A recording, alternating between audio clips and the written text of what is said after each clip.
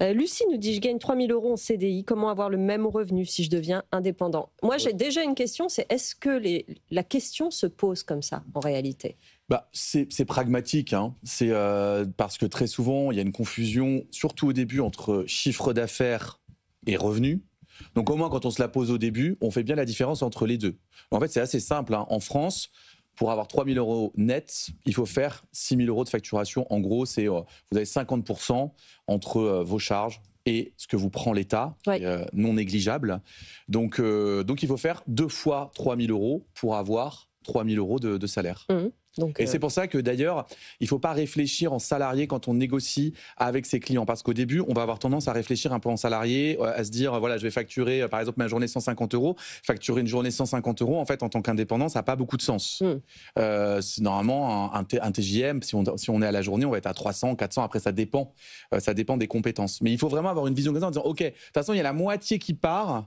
Donc, il ne faut pas que je me dise, je facture 150, c'est 150 dans ma poche et c'est un peu le risque au début.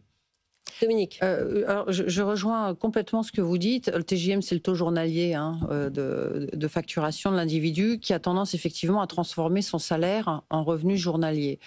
Non seulement il faut doubler, pour avoir 3 000 nets, il faut facturer 6 000, mais en plus, il faut le facturer tous les mois. Ouais. Parce qu'un salaire d'individu, c'est pas 3 000 un mois, c'est 3 000 nets multipliés par 12 mois. Bon, et là, on considère qu'on ne parle pas des impôts. Hein. Bon. Et éventuellement, l'année suivante.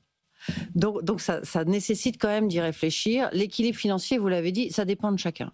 C'est-à-dire que, et on le voit, et c'est une des raisons pour lesquelles les seniors de plus de 50 ans vont plus facilement vers le management de transition, c'est que les équilibres de vie, le conjoint, on a payé les études, on a un changement d'équilibre de vie qui fait qu'on peut accepter des baisses de rémunération. L'équilibre de vie, c'est quand même le nerf de la guerre. Ouais. Hein, si je prends un conjoint qui est tout seul avec des enfants, aller devenir freelance et avoir cet aléa, parce qu'il y a un aléa majeur quand même, c'est quand même une situation précaire. C'est très aléatoire. Il y a une précarité. Oui. En France, on oublie ça, hein, mais le CDD et le CDI est une sécurité dans la capacité à avoir une agilité et un parcours de carrière. Quand on quitte cet univers-là, on est dans un univers de l'aléa. Donc, il faut en mesurer les risques, les prendre en conséquence. Gros avantage, malgré tout, c'est qu'on peut prendre ce risque et revenir au statut d'avance. Oui. Aujourd'hui, on est dans un monde où l'hybridation des carrières est vraiment un mode de fonctionnement et de parcours. Les recruteurs le voient et le reconnaissent. Et ça rassure parfois aussi de pouvoir se dire qu'on peut tenter et revenir.